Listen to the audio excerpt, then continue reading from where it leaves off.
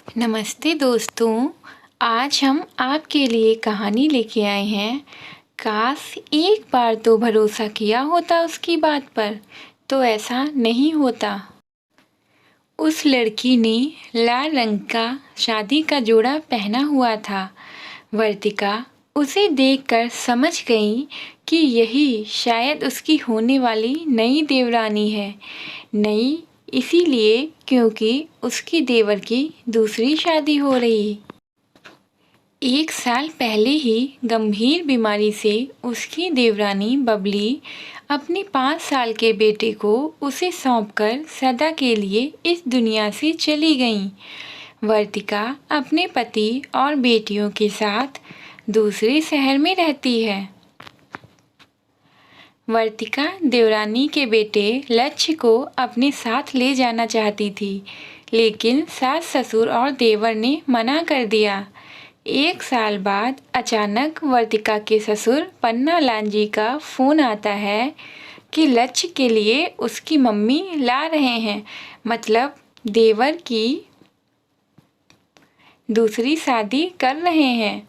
वर्तिका को बहुत आश्चर्य हुआ। उसने मोहित से कहा, पापा जी और मम्मी जी को इतना जल्दी क्यों मचा है? हम लोग गर्मियों की छुट्टियों में घर जाने ही वाले थे, तब भी तो बातचीत हो सकती थी।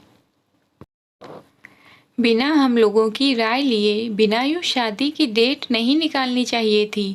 और अगर इतना ही इमरजेंसी था तो एक बार फ़ोन से बात करा देते। यह तब की बात है जब मोबाइल सिर्फ अमीरों के पास होता था और मिडिल क्लास पीसीओ या लैंडलाइन से गुजारा कर रही थी। घर के होकर भी हम लोगों को भी मेहमानों की तरह न्योता देकर बुलाया गया है। पता नहीं क्यों, लेकिन इस तरह की झटपट शादी मुझे ठीक नहीं लग रही। कहीं ऐसा ना हो कि बाद में हम सभी को पछताना पड़े। तुम फालतू का दिमाग मत चलाओ और तैयारियां कर लो। मैं रिजर्वेशन करा कर आता हूँ, मोहित ने वर्तिका को समझाया और घर से निकल गया। ससुराल पहुंचकर वर्तिका ने सास कमला जी से पूछा, मम्मी जी आपने सब ठीक से पता कर लिया है ना? लक्ष्य के बारे में उसे बता दिया है ना? आप लोगों ने हमारा इंतजार भी नहीं किया। ओफो, कितने सवाल करती हो बड़ी बहू। 1 साल मैं खाना बना बना कर थक गई हूँ। और फिर मेरे बेटे का दोबारा घर बस रहा है, तो तुम्हें अपनी फालतू की टांग अड़ाने की ज़रूरत नहीं। तुमसे क्या और क्यों पूछते? जिसकी शादी करनी है उससे पूछ भी लिया और बात भी करवा दिया। हमें लड़की ठीक लगी, वो तलाकशुदा है। उसके ससुराल वाले अच्छे नहीं थे। शादी के बाद मुश्किल से वो 1 महीना रही होगी और फिर ससुराल नहीं गई। वो बता रही थी कि झूठ बोलकर शादी की थी। लड़का मानसिक बीमारी से ग्रस्त था। कमला जी खिंचते हुए बोली।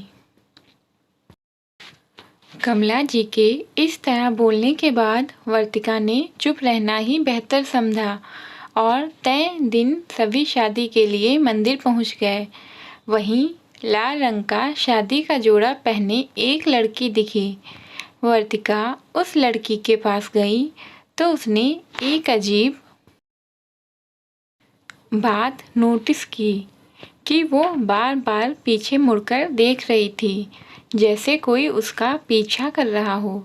वर्तिका को बहुत ही अजीब लग रहा था। वो जानती थी कि अगर वो यह बात किसी से कहेगी तो कोई उसकी बात पर विश्वास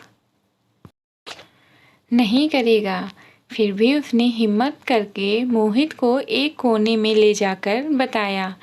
पहले मोहित ने उसे डांट दिया, लेकिन वर्तिका ने समझाया, मोहित तुम्हें यह बात अजीब नहीं लग रही कि रिश्तेदारों के नाम पर उनकी तरफ से मुश्किल से 10 आदमी हैं और हमारी तरफ से पापा जी पूरी बारात लाए हैं और इस तरह आनन फानन में यह शादी हो रही है कि मुझे संदेह हो रहा है कि लड़की वाले कुछ बहुत बड़ी बात छुपा रहे हैं। बेटी को विदा करते समय गरीब माँ बाप भी खाली नहीं भेजते हैं।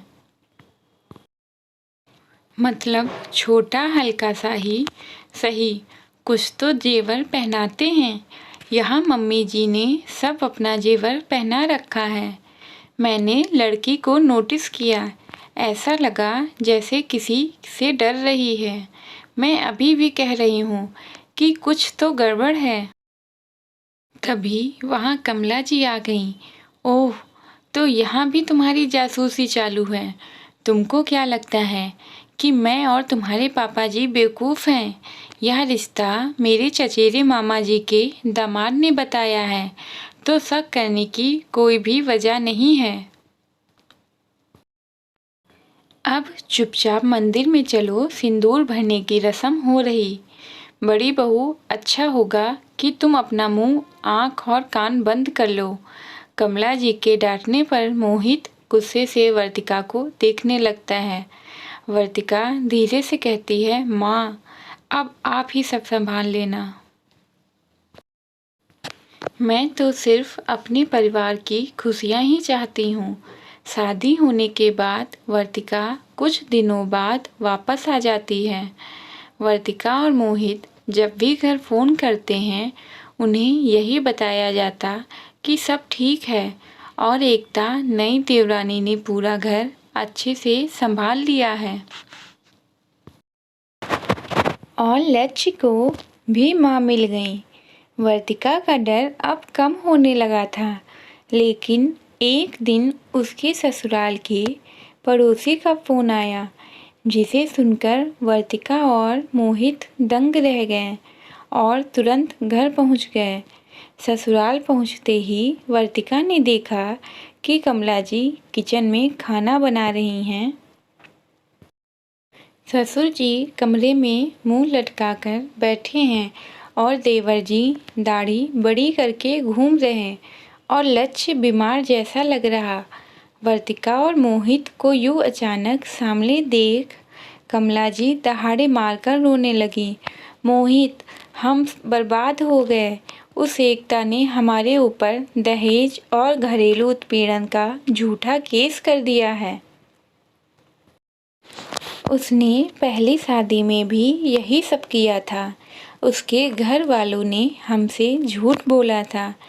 तेरे मौसा जी ने सब खोजबीन की, तब पता चला तो उसी आधार पर कि यह उसका धंधा है पैसे ऐंठने का, तब हमें जमानत मिली।